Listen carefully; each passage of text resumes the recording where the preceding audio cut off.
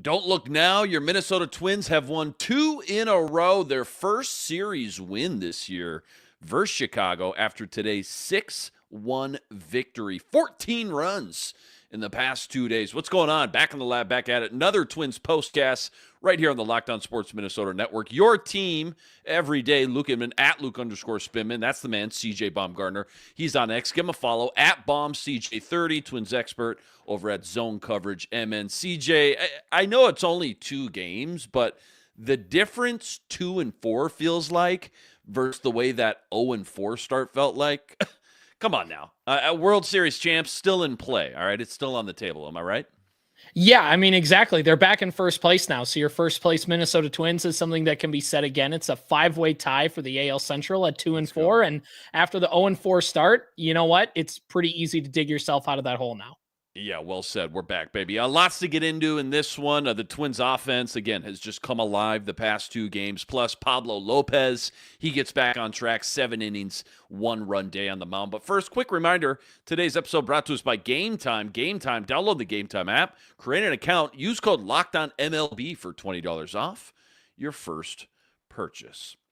All right, so Twins looking to take this series versus Chicago in Game 3 today. More importantly, maybe trying to prove that yesterday's victory was not just this one-game fluke. Byron Buxton, he starts the game off with his first buck truck of the year. Absolute moonshot, by the way. Deep center, 455-foot home run, I want to say. That made it 1-0. Top 4, Harrison Bader. This guy can do no wrong right now. He hits a 3-run homer, his 3rd home run of the season already. Tack on a couple insurance runs. Correa scores, Buxton scores. That made it 6-0. Pablo Lopez, again, he was back to his old fantastic self. 7 strong innings, 4 hits, 5 Ks, 1 run. So, CJ, just to kick things off, kind of your biggest takeaways, your A topics, what stuck out the most today? Really, the stars came out, I think is the biggest way to say it. You had Carlos Correa, who got his first hit of the year, a seeing eye single that he literally was throwing his arms up to the heavens. The fact that he could get on base and then follows it up with a double. Buxton, like you said, launching that one into the next state, and then also getting a double later in the game. And then Pablo Lopez going 7 innings, 1-run ball, 6 innings. I can't remember. Either way, like 7 innings, 7 strong, innings, baby. Yeah, exactly. A big outing from him, a bounce back thing that you need your ace to do. Your top 3 players who were in the game that day all were big kind of contributors in getting a win, and that's something that the Twins are going to need to have happen more consistently. Time to reveal where the game was won or lost. It's the turning point.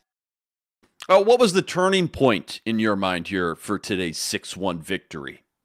Yeah, I mean, I think overall it was that Bader 3-run bomb. I think the fact when he hit that, you're like, okay, all right, we're going to get out of Chicago with 2 out of 3. Not that they wouldn't have held on for the win anyways, but it's like, okay, this is a mop-up game, not like, okay, we got to squeak one out of here, getaway game. It's like, okay, we have a 6-run lead. We're just going to be able to coast and we're going to get out of here. No harm, no foul. And I think that was kind of the turning point to let you know that this game was really in the hands of the Twins from the get-go.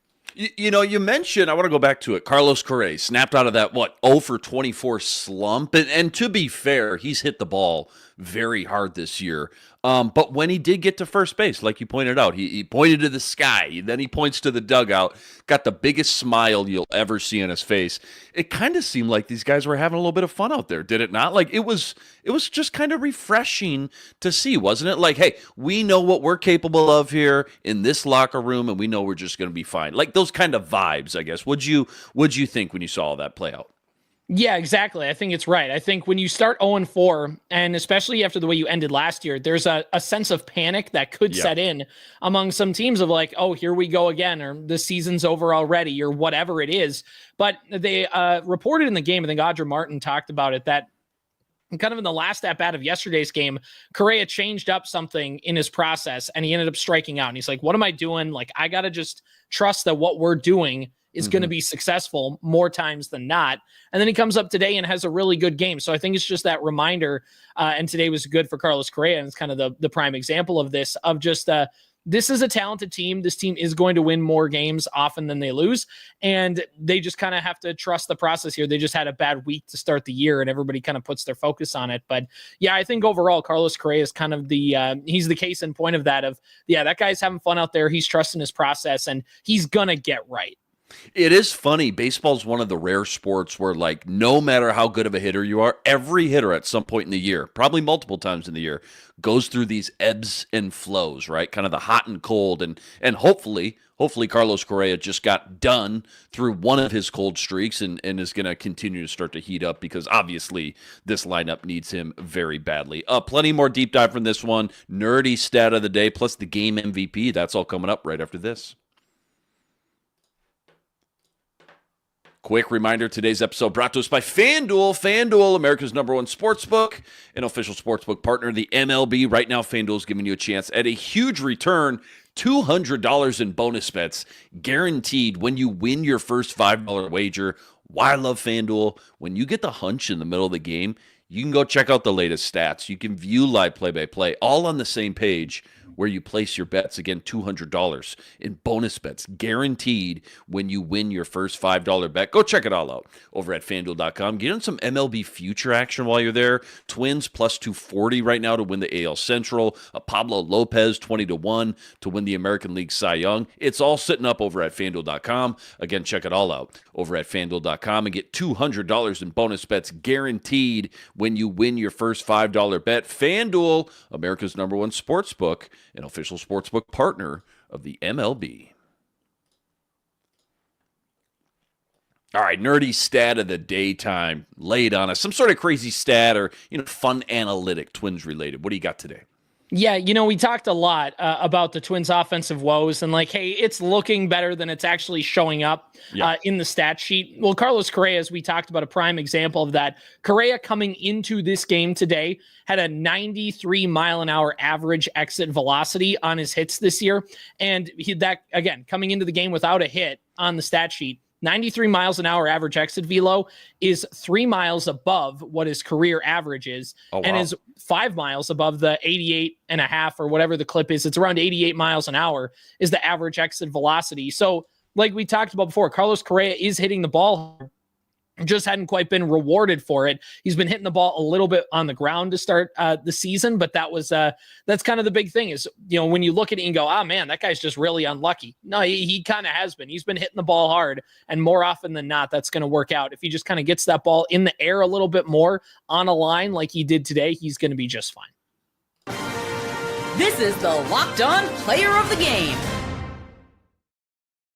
All right, today's game MVP, CJ. I feel like you got 2, maybe 3 good options here. Who was it and why?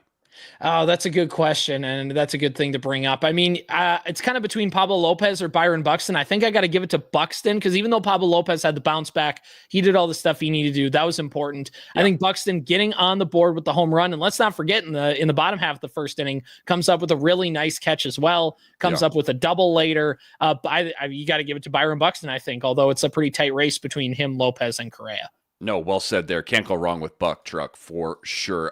Did you see ESPN came out with a top 100 player list in the MLB? Did you see this already? I've not had a chance to see the list, no. All right, so I got the list pulled up. How many Minnesota Twins players do you think are in ESPN's latest top 100 in baseball?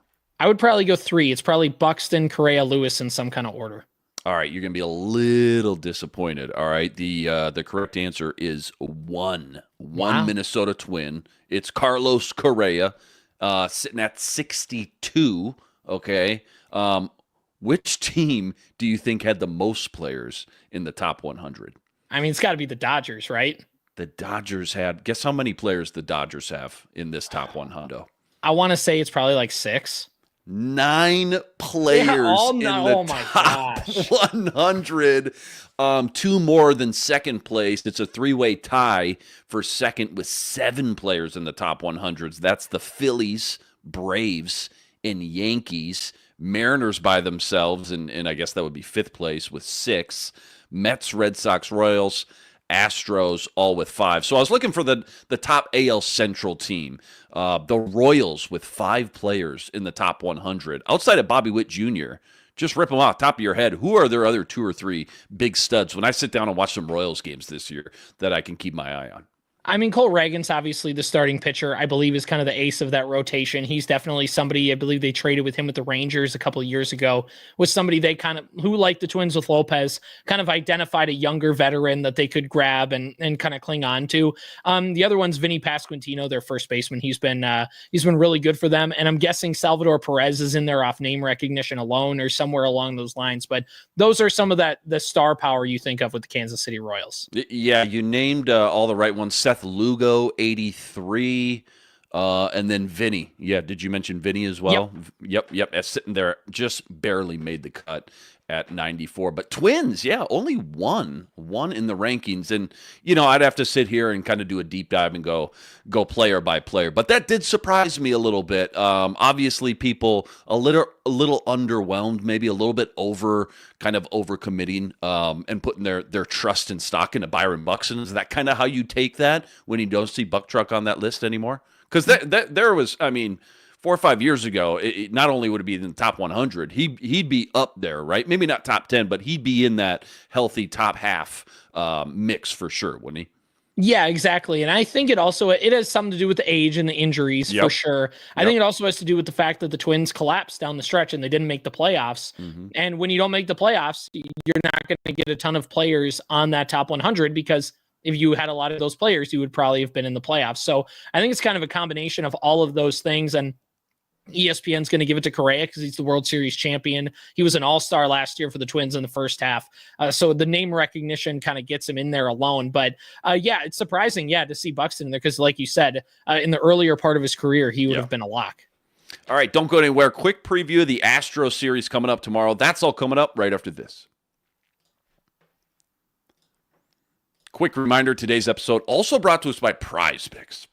Prize Picks, America's #1 fantasy sports app with more than 10 million members to date now. And for me and my money, it's just by far the easiest. It's the most exciting way to get in on all the action while you watch your favorite sports and you watch your favorite players. It's so simple. All you got to do, you pick more or less on 2 or more players' stats, and you watch the winnings roll in. Baseball season, obviously, it officially in full gear now. So whether it could be strikeouts, RBIs, home runs, stolen bases, you name it, they got it. Take your pick on more or less and add them to your Prize Picks entry today. Plus, they now offer Apple Pay. Quick and easy deposits into your account all season long. Download the Prize Picks app today. Use code LOCKEDONMLB for $50 instantly with any $5 wager. All right, finally, your Minnesota Twins come back home. They play in the backyard tomorrow, Target Field, taking on the Astros. The 2-4 Houston Astros, I might add. So, CJ, are the Twins catching them at the right time right now, or is this where we kind of feel that spike going from a team like the White Sox to the Houston Astros all in this 24-hour span? No, I think the Twins are getting the Astros at the right time because they are a team that is going through a little bit of change as well. I mean, Jose Altuve, longtime second baseman, he's in left field now for some reason, and it's been a bit of a transition early on. That's a good time to catch him. In fact, the Astros offense is one of the offenses run production-wise that's been worse than the Minnesota Twins throughout the first 5-6 games of the season. So this is a good time to catch the Astros when they are definitely not in rhythm quite yet, and they were playing games in Houston. Now they have to come up to Minneapolis and play in, I don't know what the weather is like at Target Field, but it is not kind right now in Minnesota for a baseball game. So this is a good time to try and catch the Houston Astros here early in the season. Honestly, I think we're hoping. If I'm a player, I'm hoping for like 48, 49 tomorrow. That's like maybe the high tomorrow. So we'll see how it all plays out. But absolutely a huge shift just in climate alone for the struggling bats of the Houston Astros. Twins bats, though, starting to heat back up. They beat the White Sox 6-1. They take the series, first one of the year. Huge shout out to all you guys, all the everydayers out there that always make us your first listen. All you guys coming in the chat with us from game to game. Make sure you like, make sure you subscribe if you haven't already. Go check out all of CJ's work on X, Twitter, whatever you want to call it. Give him a follow at BombCJ30 plus all the work he's always ripping up over at ZoneCoverageMN.com as well. Luke Inman on X at Luke_Spinman. Twins Astros, game 1, first pitch, 3:10 p.m. tomorrow afternoon. We'll see you right here, same time, same place. But until then, signing out.